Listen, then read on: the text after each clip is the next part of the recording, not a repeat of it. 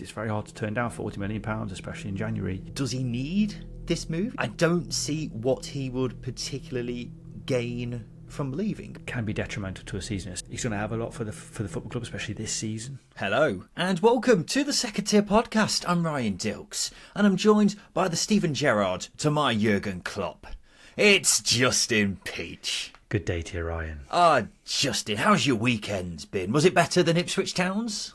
It was better than that. Yeah, definitely better than Ipswich Town's. Definitely better than that Maidstone fan who fell from the top tier as well. I was going to ask that. That is one of the most bizarre videos ever, but I also don't know how to react to it because I'm not sure if we should be concerned or laugh at it. It's a mixture of both, isn't it? Well, I did read that there was no serious injuries, so that's the main thing. And yes, it may be slightly ever so clueless from the Maidstone fan to forward roll onto a pitched roof. It's the different angles, isn't it? It's the different angles because you've got the one angle where you literally just see him and then disappear into the abyss. Yeah. But then you've got another angle from what I assume is the Ipswich end where you see him land, but then his arms start going up in the air and he's still fist pumping even though he's just fallen like 10 feet. Yeah, on his way to hospital, but still buzzing. Actually, no, I did say maybe my weekend was better than that Maidstone fan. They fell from the top tier, but actually, it probably wasn't. It probably wasn't. I don't think you could. Trying to tip your team creating history in the FA Cup and also falling from the top tier of the stadium and living to tell the tale. Actually, you've had a good weekend. Yeah, well, it seems like he had a good weekend, even though I assume he must have had some sort of injury after falling from that kind of height. But, well done to him and well done to Maidstone.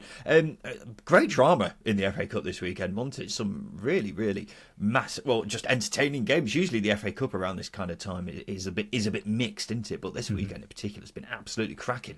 Not sure about what happened in the West Brom game, by the way. That escalated very quickly, didn't it? I've not seen anything like it, and I'm not really sure how it all got out of hand so quickly. Well, are you surprised if Boilerman's around, the West Brom mascot? Things are always going to get heated when he's close. Hey, I like that. Yeah. Well done. Well done, Justin. That may be the funniest thing you've ever said on the podcast. Anyway, welcome to the number one Championship podcast, the Second Tier. Thank you for joining us wherever you are. Yes, it is the FA Cup fourth round weekend, but we did have some Championship games for us to mull over. 3, to be precise, including a huge relegation 6-pointer between QPR and Huddersfield, which we will talk about very shortly. But we've also got some transfer news. Of course, the transfer window is nearing its end, so some clubs are still getting very busy, and we've got plenty of rumours as well around those parts. And we'll also finish off the show with the polls and Simon Grayson's Hateful Eight as usual on a Sunday. So let's kick things off with 2 late goals for both sides, which saw QPR and Huddersfield draw 1-1 in a huge game in the relegation battle. Such a dramatic end to this one, Justin. And you text me on WhatsApp beforehand saying, God, this game has been dull, which I don't think it was, by the way. And then the final 10 minutes was just carnage, wasn't it? I am going to defend myself there and say I've transitioned from the Wolves-West Brom game, where there was a literal riot, into this game. So forgive me for thinking that the pace of the games were a bit different. Well, do you not think that just because there's so much at stake here, it was so tense? And for me, it felt a bit like a playoff game because there was so much on the line. You're probably right in that sense, because there's there was a tension in the air. There was if you make a mistake, opposition can punish you, and there's a lot at stake. But I think that also that's at the expense of the quality of the game, which was where I was sort of, my point is being lended to there. I just think there's a lack of quality, and there's no real surprise that both of these teams are down towards the bottom of the table. They've got good players at their hands, but I think it's trying to find ways that obviously keeps things tight, so they don't concede goals, not so open as they have been at times this season, but also gets the best out of the quality players that they got at their disposal, which I don't think either manager has really found the right balance to do so yet. Quality players at their disposal? What? They're not the best sides, are they? No, they're not the best sides, but you've got QPR, we've said many a times, they've got the likes of Elias Chair, Chris Willick, who are very good players when they're on form, we know this, Sam Field as well, and then you've got Huddersfield, who have I'm struggling a little bit with Huddersfield. I was going to say, you've repeatedly said this Huddersfield squad is one of the worst in the division. And yeah, but they still got some gems. They still got some gems. Sorba Thomas, on his day, again, if he finds the form they had under Clark's Corbett, he's a very good player. Jack Radoni, as we showed, as he displayed in this game, he's a very good technical, tidy player. So there is quality in the sides. It's just, as I say, just both managers trying to find a balance to get it out, in games, get it out of them, and let them express themselves without being too open, at the back, which, as I said, they've struggled to do so. Well, surely there's quality in every side, isn't there? If you think there's quality in this Huddersfield side in particular, not particularly in the Rotherham side. Well, I'm sure I could find at some point this season where you've said that Rotherham have quality in them. But anyway, that's beside the point. On the game itself, I was really impressed with Huddersfield. I thought they were much the better side and probably one of their best performances of the season. I mean, Sorba Thomas was excellent. It was like watching the Sorba Thomas who was one of Huddersfield's best players when they got to the playoff final. He was absolutely brilliant, some of the balls he was putting in. And then Jack Radoni was brilliant as well, as was Alex Matos. They kept QPR arm's length and just defended really, really well. So I came away from this thinking Huddersfield will feel a bit hard done by, Justin. They probably wouldn't. Again, switching off late in the game and conceding so late is disappointing, having scored so late themselves. But you are right. I do think Sorba Thomas did impress me. That's why I wanted to point him out, because he is a good player and his delivery is fantastic. And when you've got the likes of Radulovic and Reece Healey as focal points in that side, it helps when you've got targets to aim for when you're trying to put balls in the box. And Sorba Thomas does, and that might make him look a little bit better than he probably has been in the past. But at the end of the day, Darren Moore's got a big task at his hands to try and squeeze out more consistency in his performances. And whilst Huddersfield did look the better side, I don't think they were fantastic. It's not going to be the case anyway. There's a lot of endeavour, just a lot of but a lack of quality. Well, one thing that we haven't really mentioned too much is Huddersfield's injury problems during this shaky run of form, because not only is it an already weak squad that Darren Moore's having to deal with, but the number of injuries they've had at times have been in double figures, and it's meant that they've not been able to play with a back four too often, which is what Darren Moore has said he would prefer to use. Here, they did, and you could tell it made a world of difference. So, this is how they can play when he has more players available to him, and hopefully going forwards with the additions that they've made in January as well, that will mean that they can play with Darren Moore's preferred formation a bit more often, and that will do Huddersfield a world of good, wasn't it? And a quick word, Justin, on Huddersfield's goal, actually, because there was an offside in there, wasn't there, in the build-up to it? And, it didn't really mean much in the end because QPR managed to get the equaliser, but if Huddersfield came away from this with the 3 points, and how much of a difference that would make in the relegation battle, then that goes to show why there needs to be some sort of assistance for referees, doesn't it? Because we can't afford for decisions like that to go amiss. Yeah, it's one that I might sympathise a little bit with the linesman, because there's a lot to look across, but it was pretty obvious, and that's where a VAR light, quote unquote, would help, where it's just offsides, and that's a point we've made in the past over the last sort of 6 or 7 weeks. And I know everyone will be turning their nose up saying no VAR, but it means you don't get situations like this where if Huddersfield had won, it would have been a huge talking point. And I think the other thing is, obviously, really random gateway, but there's the game in Belgium between Anderlecht and Genk where a VAR error cost one of the team's points, and it got taken to court and it's being replayed. At what point does that happen when a situation is where it's not VAR orientated, but actually a linesman making a decision or a referee making a decision, a game-changing decision? So that's where a precedent gets set. So actually, if you do have a scenario where VAR light is in place and these issues don't happen, then everyone goes away happy. Yeah. That's a fair point, Justin, because relegation for QPR would be costly, wouldn't it? And if it falls down to silly little things like that, then that's when things could be taken to court, and it doesn't happen on the football pitch anymore. But looking at this game overall, Justin, how much does this result affect the relegation battle? I mean, if it finished with the Huddersfield 1-0 win before the late goal, then that may have been the relegation battle done and dusted, possibly. But with the late equaliser, how much how much does that change things, or will QPR still be licking their wounds at not being able to get a win? I think QPR will probably go away a little bit happier. I don't think they were the better side, although it's marginal. And obviously, when you get a late equaliser, it can generate a little bit of momentum going into your next game. I think from a Huddersfield perspective as well, it's another draw, it's another nearly moment, and those nearly moments need to start changing into moments where you get points on the board. And I think at this point, Huddersfield fans, judging on comments on social media, they're getting pretty frustrated with Darren Moore's football. It's understandable. Because he hasn't had enough wins. But like I said, there are so many nearly moments, and when you've got half a squad, and that half a squad's quality isn't great, it's going to be difficult to turn into wins. But I think right now it doesn't change much in the relegation picture because it's a draw. At the end of the day, nothing changes. It just means Wednesday have an opportunity to gain some ground on QPR and on Huddersfield with their game in hand. But at the end of the day, I think it's about building momentum, and I think QPR will probably take a little bit more out of this game than maybe Huddersfield do. Well, the thing is, I think not only would QPR fans have been celebrating that equaliser, but I think Sheffield Wednesday and Rotherham would have as well, because otherwise, I mean, Rotherham we've pretty much relegated already, but I mean, it would have been looking pretty bleak for Sheffield Wednesday, wouldn't it? Even though they have been in decent-ish form recently, but QPR have only won 6 points from an available 27 after this result, and that's why you look at the 3-point gap. I mean, it could have been a lot worse if it was a 5-point gap. But the 3-point gap is still quite a large one, just because QPR have struggled so much to regularly pick up points recently. But the thing is, Justin, Huddersfield, because they've been so busy in the January window, you know, they have got to this point where they're outside of the bottom three and are now stronger than they were in the first half of the season. So really, I'm looking at this from a Huddersfield perspective and thinking, you know what? This is pretty good, and while they'll be disappointed that they didn't get the 3 points here after being 1-0 up so late in the game, you know, this is probably a better result for Huddersfield than it is QPR, isn't it? Well, I think it depends how you look at it. I do think QPR might take a little bit more away from it because of that late equaliser. It's a lot of character to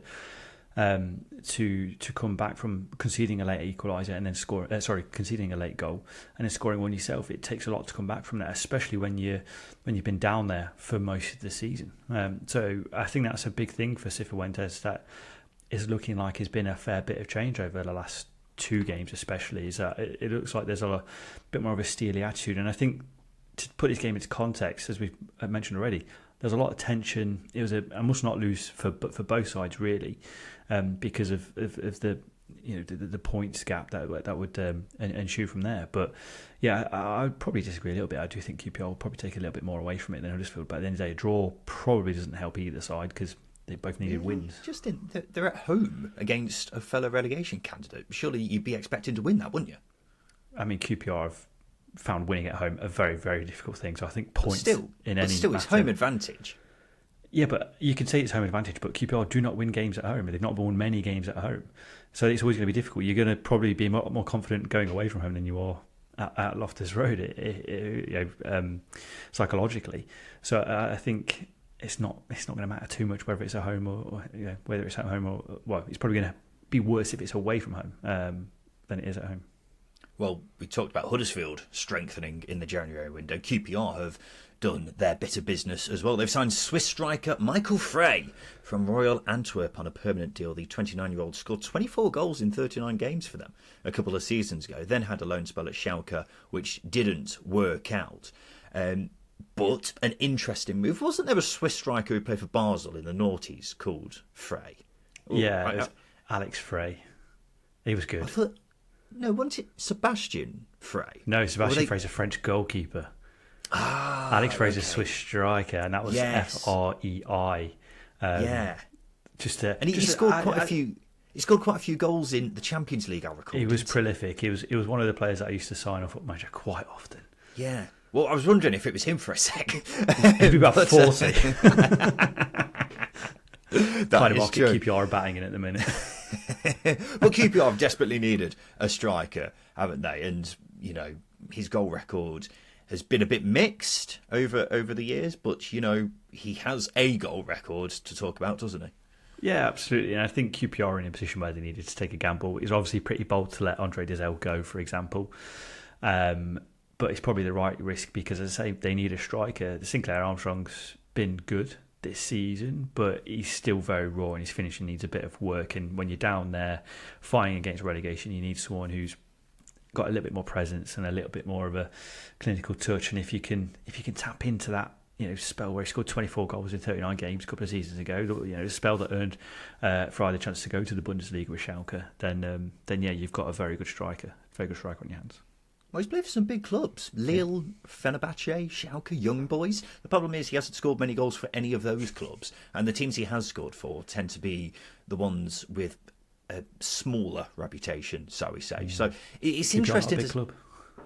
Well, no, I'm talking about in the past. I'm not talking about now, you idiot.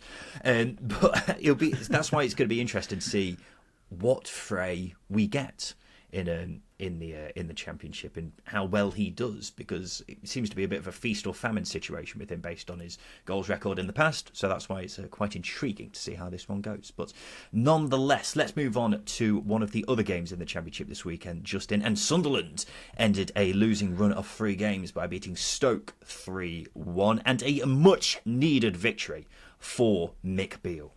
Yeah, hugely needed. It's probably a little bit more of something that you want to see. It's the type of the performance that maybe wins fans over time. Not immediately, but certainly over time. And 3 points does that as well, absolutely. But it's essentially getting the best out of the attack, and we saw glimpses of really what they can do. And sure, it wasn't dominant. Stoke had a lot of chances themselves, but it was a much more assured display going forwards. And again, we saw a lot of attacking potential that you really do expect with this Sunderland side. So yeah, I think it was a step in the right direction, mending a relationship as well, which is a big thing, because that's the big one there that needs to be fixed is the Beale issue with supporters as well. Well, this is what I was saying on Friday, Justin, that I think you were being a bit overdramatic by essentially saying Sunderland have been shocking under Beale, because they haven't really. Yes, the fans want him out, but that's because they don't believe he's the man to take them forward as a club. It's not because performances have dropped off a cliff and they've been clearly terrible, because, well, they haven't been amazing, they haven't been terrible, they've just been all right, really. And you could say he's got a very talented side at his disposal. So is all right acceptable? That's another debate for another day, really. But it's interesting seeing the response from Sunderland fans to this result, because it seems like this has alleviated the pressure somewhat, but you still have plenty who say this doesn't change anything. And that's why it'll be quite interesting to see what the response is from Sunderland's next game. I don't think Beale helps himself with comments like he made in the week. He said, "I can't change my accent or where I'm from. I haven't worked in London for 10 years. My accent hasn't changed. I'm not crying over it. I'm a big boy." What's he on about, Justin? Can you just imagine him rocking up to his next press conference speaking Mackem? Yes.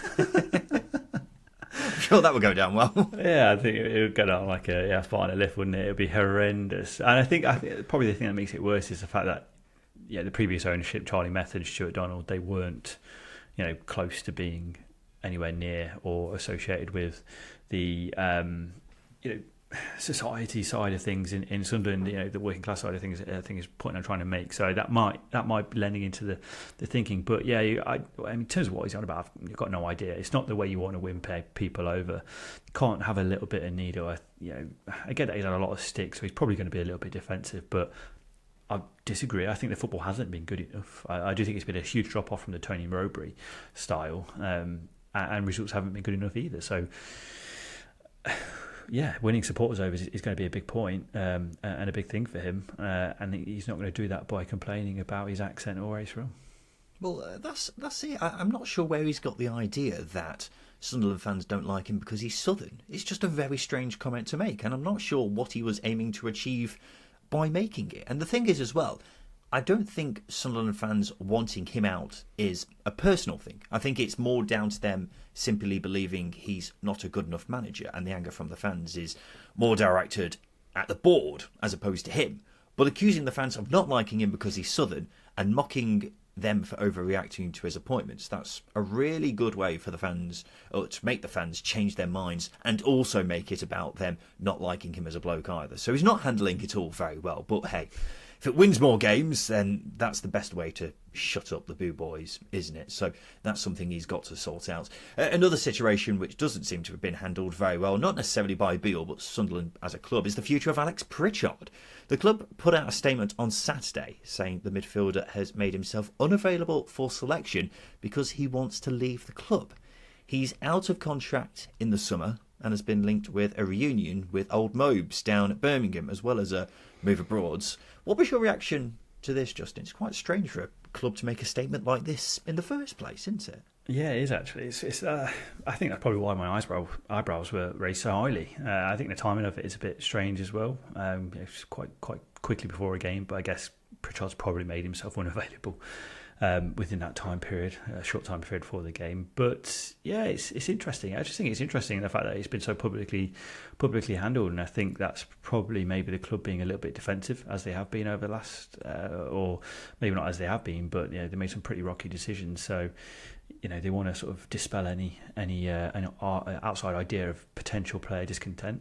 I think it's just a case of Pritchard maybe not getting the contract that he wants. Sunderland have a heavy emphasis on younger players, so maybe he's not getting in the years he wants, and he might get that somewhere like Birmingham. I think Tony Mowbray's not so subtle way of saying that he's coming to Birmingham was quite funny as well. He basically said he's a good player, he likes him, but I shouldn't be talking about him. So let's see what happens. Wink, wink.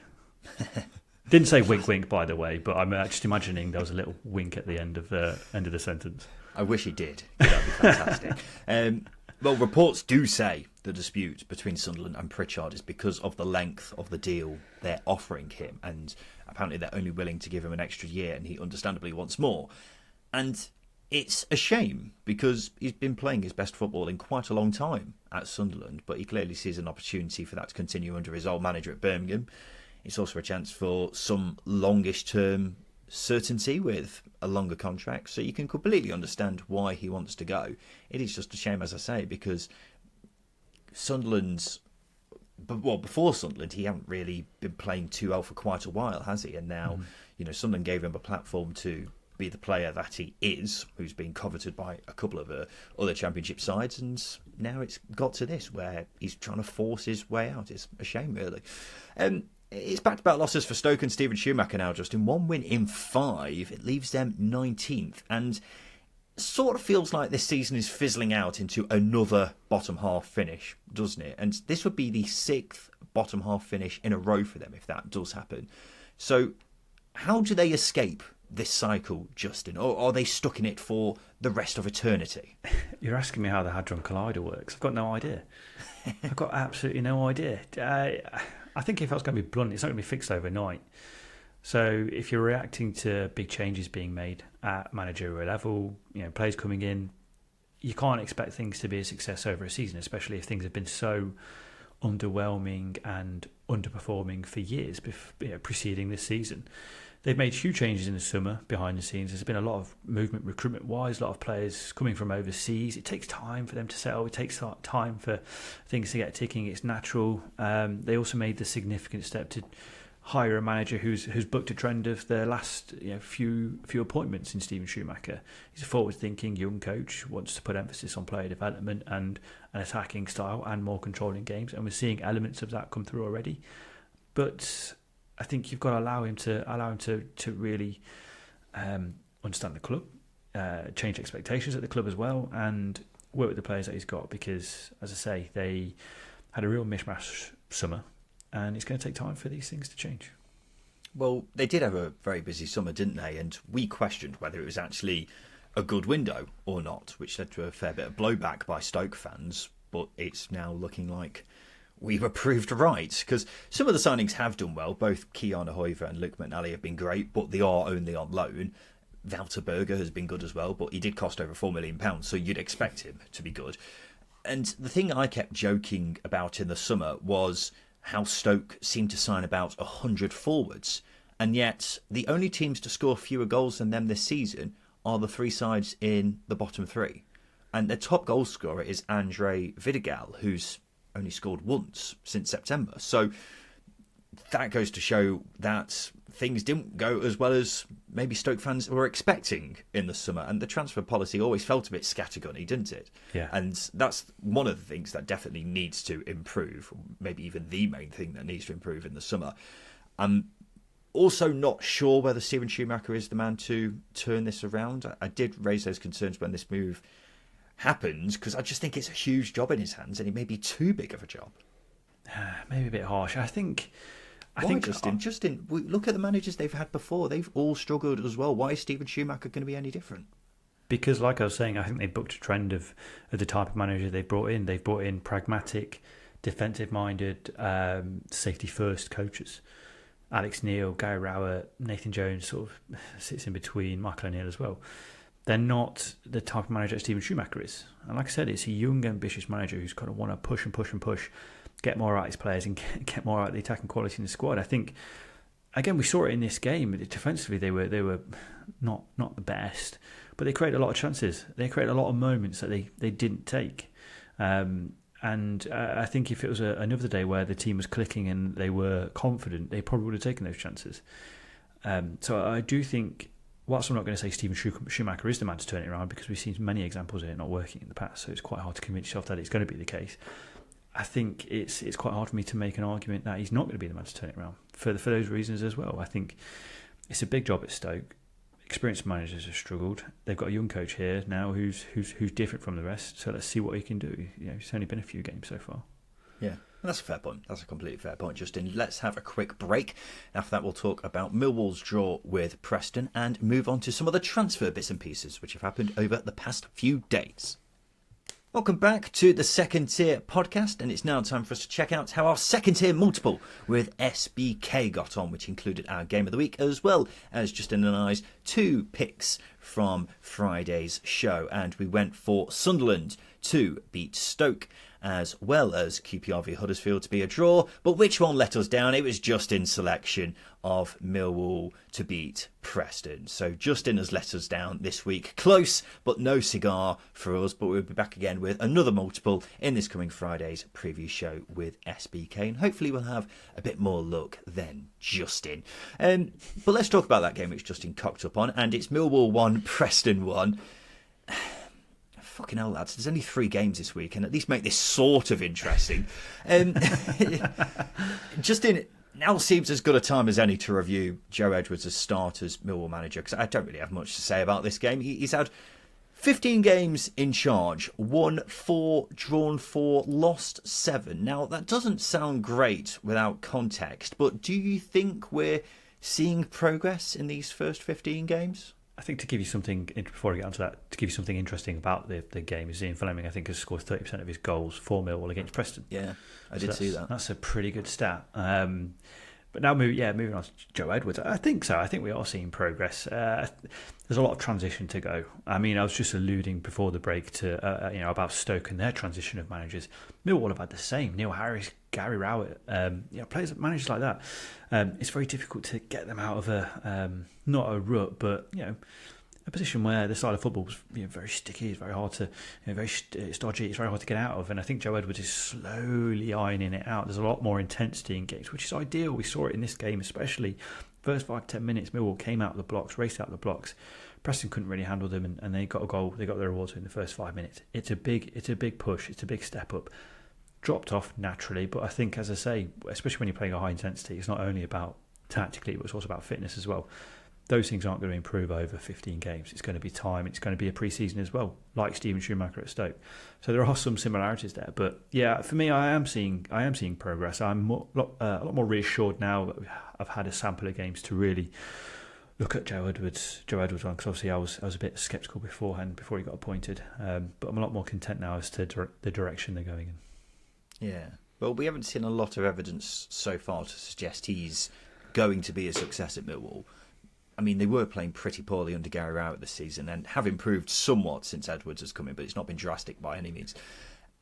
But look, Joe Edwards wasn't brought in to bring immediate results because he's a long-term appointment. He's a young coach in his first job. So he's also trying to do things differently to how they were done previously. Of course, Millwall were, traditionally quite a direct team, and Joe Edwards seems to be trying to play the ball around a bit more. So that's admirable, but it's going to take time for that transition to happen into it. So while this season may go down as one of regression, you'd hope it will benefit Millwall in the long term, and maybe you've just got to put this down as a transition season, and if anything else happens as the season goes on, then it's just a bonus, really, isn't it? It is just 4 wins in 23 now for Ryan Lowe and Preston. Remarkably, they're still 12th and just 4 points off the top 6. Definitely one of those teams who you look at in the table and go, how? Just how? And let's do some transfer news, Justin. And this was an alarming bit of news if you're a Leicester City fan, which broke in the last couple of days. Brighton and Brentford are amongst the clubs interested in signing Kiernan Dewsbury-Hall before the window closes, according to multiple reports. Sky Sports say it would take more than £40 million for anyone to get him. What have you made of this, Justin? Yeah, weird. I had a couple of Leicester fans who go to my gym who come up to me and ask me, and I was like, oh, yeah, they were pretty worried. They were pretty concerned, and I think it's probably fine to be concerned, because I think the timing of the offers or the reports did raise my eyebrows again. A lot of eyebrow raising this week. As I say, the timing is an odd one. The quantity of money is an interesting one, because it's very hard to turn down £40 million, especially in January, especially when you are sort of dancing a little bit with FFP and whatnot. But I think selling Dewsbury-Hall at this stage can be detrimental to a season, especially when you bring into context that Wilfred Ndidi is out for an extended period of time, because you lose that driving force in that midfield. There are a lot of games this season with Leicester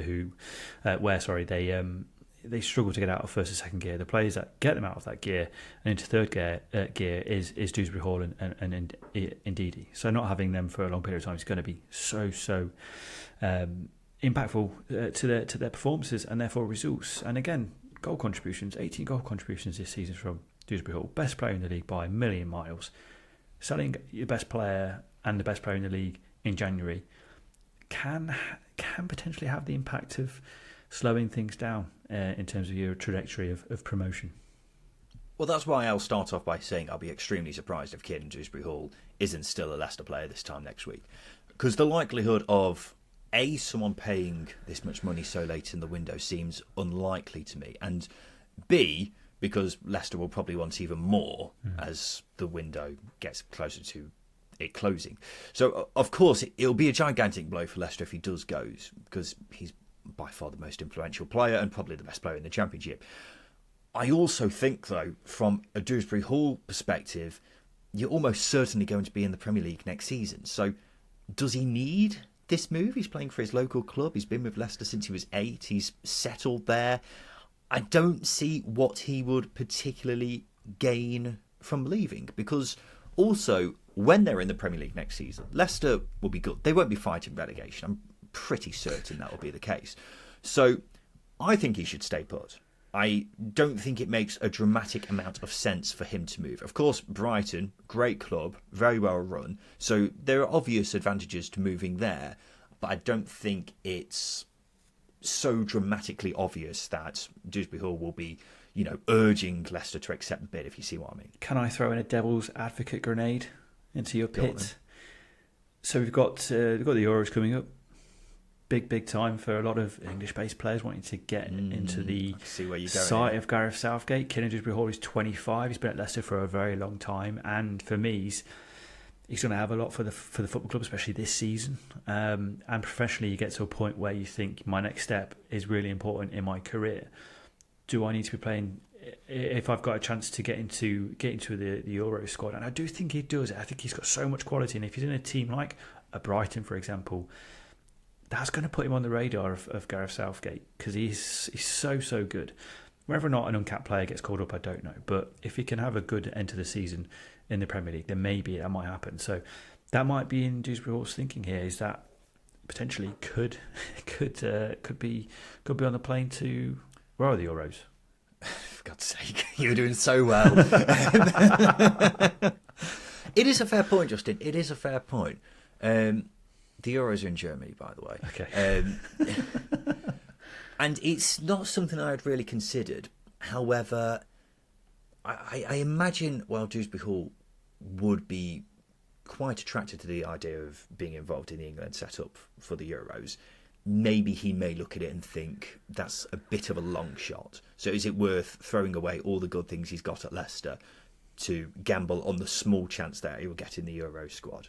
That's what I'd say on that. Yeah, it's such an interesting debate to have, and it's one that I can't answer. I don't know what I would do if I was in his shoes, because you say being a boyhood hero and literally dragging your team back into the Premier League, and he's doing that. It's quite a hard thing to weigh up. But if he gets on the blower to Gareth Southgate, and Southgate goes, you know what, you might be on my radar, that might sway his thinking. Not that I think Southgate would do that or that would happen, because that feels a bit like tapping up. I mean, he's allowed to do that. He is the England manager. But he can't tell someone, he should move. That's a bit... I mean, other clubs, other national team managers have done that. I remember Louis van Gaal was saying to... Was it Cody Gakpo not to move to Manchester United? Or something Stephen like Kelly did it for Jason Knight as well, and that's why he left. He left Derby Bristol City, the scoundrel. Yeah. It does happen. But I'm not sure Gareth Southgate would want to stick his nose in there. Well, his big nose into it, so he may get stuck in there, whatever happens. Anyway, a player who is leaving Leicester this January is Luke Thomas, because the left-back has gone to Middlesbrough on loan. He was playing regularly in the Premier League while on loan at Sheffield United this season until Chris Wilder came in, and he only started one game in 6, so they cancelled that loan. But what do you think, Peachy? I was a bit surprised in a couple of ways about this, because one, Lucas Engel, who's Middlesbrough's left-back, has been playing pretty well recently. So I'm not sure how much Thomas is going to play. So if he does, it seems a bit harsh on Engel. But also, Enzo Maresca's been bemoaning the lack of a left-footed left-back at Leicester. And I thought Luke Thomas's return might be a convenience in that regard, but he clearly doesn't fancy him. Well, he sent him out on loan in the summer, didn't he? So he clearly doesn't see what he needs for him to fit into his system. I thought with that, though, that it may be a case of Luke Thomas wanted to play in the Premier League and Sheffield United come knocking, and they're just like, yeah, fine, you can go. Yeah, again, it's just an odd one. I think from a versatility perspective, he probably helps Middlesbrough. And I do agree in the sense that Lucas Engel, shaken off a very rocky start to his Borough career, and he's now been very, very effective, especially going forwards. He's become a bit of a fan favourite as well. So the likelihood of him, him coming out of the team and Luke Thomas going straight in, probably not the case. But I think it adds depth to Carrick's squad. He's a forward-thinking left-back as well. He can play centre-back if needed, if Borough want to switch to a back three. So a left-sided centre-back is going to be useful. It's just one I don't really know what to make of it. But you are right, Maresca not really fancying him. I think he's a big tell. He's 22 as well, so Luke Thomas is getting to a point in his career where he needs to be playing regular football. Is he going to get that at Borough? If Engel keeps performing, probably not. But it's just a strange one.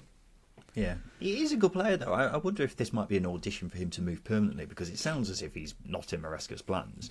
So if he does well, he could sort himself a move, whether that be at Borough or somewhere in the Championship. So definitely, if he gets game time, then hopefully he'll look at that as an opportunity.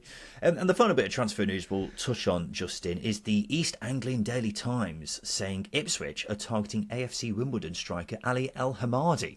The 21-year-old has scored 17 goals in his last 19 games for the Dons, and their boss Johnny Jackson was speaking on Saturday. He admitted Al Hamadi's head has been turned by the interest and was left out of the game against Mansfield. No surprise that he's been linked with a Championship club, is it, just in a young lad scoring as many goals as him? That's going to happen. So is he the answer to Ipswich's striker conundrum? Yeah, potentially. He's young, so he fits a good profile. I think he would be a better pursuit than maybe Sam Gallagher, because there's more to develop there, and I think there's a bit more flexibility in terms of his technical profile as well. There are certain risks with him now, obviously, because he's jumping from League Two is a big thing. But going back to his technical profile, he's a player who likes to link up with others. He's got 6 assists this season as well, which is a big thing. He's comfortable with the ball at his feet and with his back to goal. Not as proficient aerially as George Hurst, but George Hurst is a monster. But playing into his feet, you're not going to have that problem, are you? So I think he ticks a lot of boxes. It's just whether or not he can make the step up in the short term to the Championship, because Ipswich do need that. They need sort of an immediate impact. Certainly if he was, look towards next season, then yeah, absolutely, I would jump for him. But it just depends where Ipswich's priorities are, whether it's just a case of let's get a striker in now who's going to improve us right this second, or let's get a striker in now who's going to have an impact, but he's going to be better next season. It's an interesting one. Yeah, I think that's fair. I'd be very interested to see how he does in the Championship, because I've kept an eye on him in League Two and just seems to be scoring every single week. So if he does make the step up to the Championship, it would be very, very intriguing. And the final bit of news that we will touch on, Justin, not transfer related, but unfortunately we have to talk about this, because less than a week on from Coventry's Casey Palmer being racially abused by a fan, there were more disappointing scenes at Hillsborough, where Sheffield Wednesday and Coventry met again, but this time in the Cup. Not only was Palmer booed by Wednesday fans when he was on the ball, but they also booed when the Coventry players took the knee before the game. Justin, I know it's a minority of supporters and it doesn't reflect the majority of their fan base, but this makes Sheffield Wednesday as a football club look really bad. And it makes it look like some fans actively support racism, which I'm sure and hope isn't the case, but that's how it comes across. And it's really disappointing. You're absolutely brain dead if you're booing Casey Palmer, because he's not done anything wrong here. If you're booing him, you may as well be cheering the guy who was doing monkey gestures to him last week. It's disgusting. And then the booing of the knee thing, I mean, I've been pulling my hair out for years over this now, and all I hear is it's supporting a Marxist ideology or whatever that they say. And when the Coventry players on Friday decided they were going to take the knee, they didn't say to each other, yeah, let's do this to support a Marxist ideology, did they? That's complete and utter shit. They did it to make a stand against racism. It's as simple as that. And if you can't recognise that, you're incredibly ignorant. Anyway, that's what I have to say. Anything you want to add, Justin? I think you've got to credit Casey Palmer for having the bravery to go back just after a week after this happened. I think it takes a lot for a player to do that, and it certainly says more of him doing that than it does of the supporters booing, taking the knee. And like you said, it's brain dead. So there's no question that they have no idea what Marxist ideology even means or what it even is. So that brain dead to boo a gesture in support of a player who was racially abused at your football club by one of your fans last week. I think Mark Robbins actually summed it up perfectly. He's essentially saying, grow up. Society has a problem. The few let the majority down, and he's quite right. But it has unfortunately damaged the reputation of the supporters. These few have done that, and you've got to call it out. Whatever it is, you've got to call it out. You've got to stand up and call it out, because that's the only way it stops.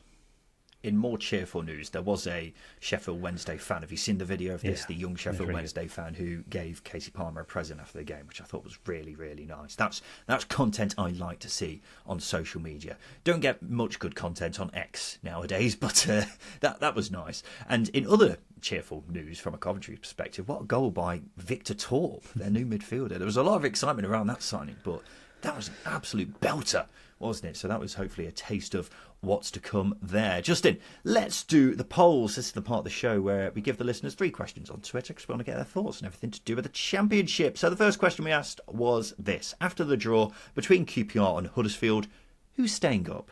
Huddersfield, QPR, Rotherham, Sheffield Wednesday. We're still stuck in the mindset that it's going to be 3 at the bottom 4. Oh, 100%. 100%. It's going to be that's going to be the case. I'm really stuck between Sheffield Wednesday and Huddersfield. I want to edge towards Sheffield Wednesday though. I've got something. Danny Raw's telling me something. What's he telling you? That he's going to stay up. Okay, fine. Thought maybe something a bit more inspirational than that. I was going to do a German accent, but I avoided it. 40% of people said Huddersfield, 32% said QPR, 25% said Sheffield Wednesday, 3% said Rotherham. Poor Rotherham. How much do you care about the FA Cup? Loads, a bit, not much, not at all. A bit. It's the stories like Maidstone beating Ipswich that really bring it to light, and even watching a couple of the games as well. Alan Shearer being in the stands for Newcastle's game as well. It's just little things like that. I'm just going, it makes me a little bit cosy inside. But at the end of the day, we've had 3 games to talk about this week, so fuck me, it's been difficult. Yeah.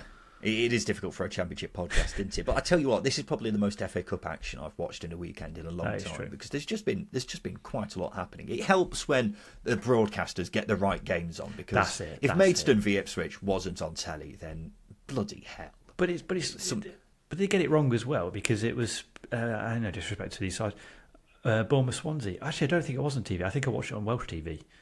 Weirdly, and yeah, but they do that, don't they? They'll often have 2 Premier League teams facing off against each other. The last round it was Palace Everton, wasn't it? Which is really crap game. Really annoys me. Anyway, 45% of people said they care about the FA Cup a bit. 24% said loads, 20% said not much, 11% said not at all. And finally, what's your favourite pasta shape? Fusilli, macaroni, penne, spaghetti. What's the tube? Penne. Maybe penne. I always forget, but I actually like the macaroni-like things, but they're in a twirl. I don't know that one. No, I don't know what the pasta shapes are called. You can't beat a good lasagna sheet either. It's not. That is true. It's the OG, not the OG, but lasagna sheets are underrated. You a ravioli fan? I do like a filled ravioli. Yeah. They're really good. You get a good truffle ravioli. Ooh, chef's kiss. Ooh, I'll tell you what, fair play, Justin. 43% of people said penne, 26% said fusilli, 22% said spaghetti, 9% said macaroni. I think macaroni's been a bit hard done to there. It's obviously been that poll hijacked by penne fans, but there we go. Now it's time for this. Hi, Simon Grayson here.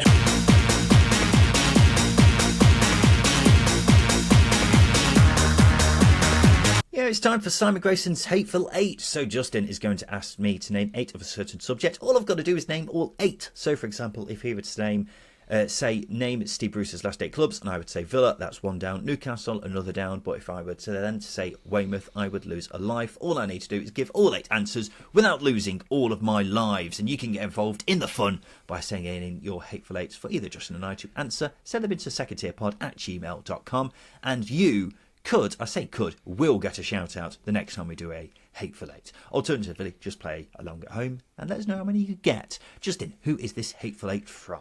This one is from me. I've had a couple cooking recently that I really wanted to throw out there.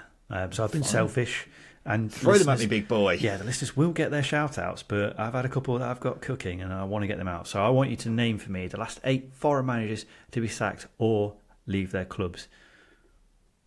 In the Championship? In the Championship, obviously. Okay, thank you. We're a Championship podcast. Fine. How many lives are you giving me? I'm going to give you 2 lives. It's a bit easier. There's a couple of tricky ones, but you should get it. Quite a lot of them are last season. Bit of a clue, but quite a few of them are last season. All right, then. Foreign managers who have been sacked, you say? Or left. When you say foreign, you mean... They're not outside of the UK and Ireland. I'm not counting them because we'd get to September. Yeah, that's fine. Okay. Fine. Isco Munoz. Correct. That's the first one. Obviously, he was sacked by Sheffield Wednesday earlier on this season. He's Spanish. Thank you. You're going to get the nationalities as well. Okay. This is actually quite tricky, you know. It is. Every time I'm thinking of a manager, it's just an English manager. Well, if some of them are last season, I'm going to have a stab in the dark and say Kolo Toure might be in there. He's on there. He is 4th on my list. He was obviously at Wigan for... 4th? Yeah. He was obviously at Wigan for a few weeks last season now, and he's from the Ivory Coast. Thank you. Well, in that case, Sabri Lamouchi must be in there. Yep, he's 2nd on my list. He's French, and obviously he left Cardiff in the summer. Wow. So he's 2nd? Mm-hmm. So we're having to go back quite a way, aren't we, here? What was the Hull manager? What was his name before Vizinha? Shota Arveladze. Correct. He's 5th on my list. 5th? Yep. You're missing the 3rd one. But he's 5th on my list, and he's Georgian. He was sacked last season, as you said, from Hull. I think I know who that 3rd one was. It was Slaven Bilic, wasn't it? You've got him. The Croatian Slaven Bilic. Obviously at Watford. One of Watford's 32 managers last season. I'm trying to remember Watford managers now, but it was Rob Edwards before him, wasn't it? So that's obviously not true. God, this is tricky. Well, we seem like we're going quite a way back here, so I'm going to throw one in there. I feel like it may be a bit too early, though. Valerian Ismail at West Brom? He's 9th. Oh, okay. He's 9th. That's a good marker, though. That's a good marker. Yes. So you're going back a couple of seasons now. Correct. Aren't you? You are. I'm trying to remember who got bloody relegated. Velko Paunovic? He's on there. So he's 8th. He was obviously sacked by Reading. And I think he's Serbian. I've not actually written down his He is Serbian. Yeah. Didn't write down his nationality, but yes, I think he was sacked in February. How many more have I got then, Justin? You've got 2 more. You're actually going really well. I'm surprised at the pace of this. Yeah, I feel like I've gone too quick now, though, because I'm struggling a bit. Come out of the blocks hard, and now you are tired. Yeah, I'm bloody knackered, I am. Carlos Corberan? God, my eyes gave it away. Yes, Carlos Corberan is on there. He's 7th. You've got 1 more left. Obviously, he's Spanish, and he left Huddersfield at the end of the 21-22 season. And what number's this? This is number 7 you're missing. And this is a tricky one. So it's between Paunovic and Corberan. Oh, that's a tricky little bugger. No, I think I'm going to have to knock this on the head because I'm just want to throw out. I'm just going through. I'm literally going through clubs in my head, trying to remember who the manager was, and every single fucker's English. So I'm just going to have to give up, Justin. I think. Just name some English managers. At least use your guesses up. Well, I don't bloody know. Alex Neil. Well, he's Scottish, so you're wrong exactly. on both counts. Well, I'm out then, aren't I? Well, no. You've still okay. Fine, I'll just give you the one you. It's painful. The one you were missing is Poyes Bargi. Oh bloody hell! I would have never got that in a million years. I don't think that was very tricky. That was the man from Sweden, Poyes Bargi, sacked from Barnsley in the 21-22 campaign. Just a very forgettable manager. A very forgettable manager. In a very forgettable Barnsley team. Yeah. But I would have never got that. But it was a good question, to be fair to you. I enjoyed that. I think I did a lot better than I was ever expecting when you first read it out to me. To be fair, you came out so quick. I was like, oh, I maybe should have made it a bit harder, gone for something else. So no. I'll tip my hat. You did well. Yeah, if I got a Poyes Boggy there, then I would have been just amazed at myself, I think. Anyway, that's been Simon Grayson's Hate for Late, and this has been the Second Tier Podcast, and we'll be back again on Thursday. Well, actually, it's quite a big week, isn't it? Because we've got the January transfer window coming to a close this week. So I believe the deadline is on Thursday night. So what we'll do on Thursday, because we've got midweek games as well, we'll talk about those midweek games and talk about any transfer bits and pieces which happen over the coming days. And then any deadline day deals we'll talk about in Friday's episode alongside the usual preview show. So that's all well and good. That's what you've got to look forward to this week, ladies and gentlemen. It's a big week here on the Second Tier Podcast, so make sure you tune in. Before we go, Justin, there was something you wanted to mention, wasn't it? I did. It's also a big week for someone I know. One of the coaches at my gym I train at is running a kilometre a day for charity. So essentially January 1st he ran 1k, January 2nd he ran 2k. At the time of recording, it's January 28th. He ran 28k today. His feet probably resemble mashed potato at this point. But he's running for Pancreatic Cancer UK. I ran 5k of the 28 today. So I did my bit alongside other people from the gym. And as I say, at the time of recording, raised just under £2,000, which is a monumental effort. So if anyone could spare some pennies, that would be great. The link will be in the podcast description as well, where you can find updates through the link on his Forrest Gump-like running endeavours. It's a big effort, a lot of running, a lot of blisters. And yes, I could not imagine ever doing that. No, I wouldn't thank you for it. I mean, just running 1k sounds bad to me. Anyway, that's been the Second Tier Podcast. We'll be back again on Thursday. I've been Ryan Dilks. I've been Justin Peach. And a big thank you for listening.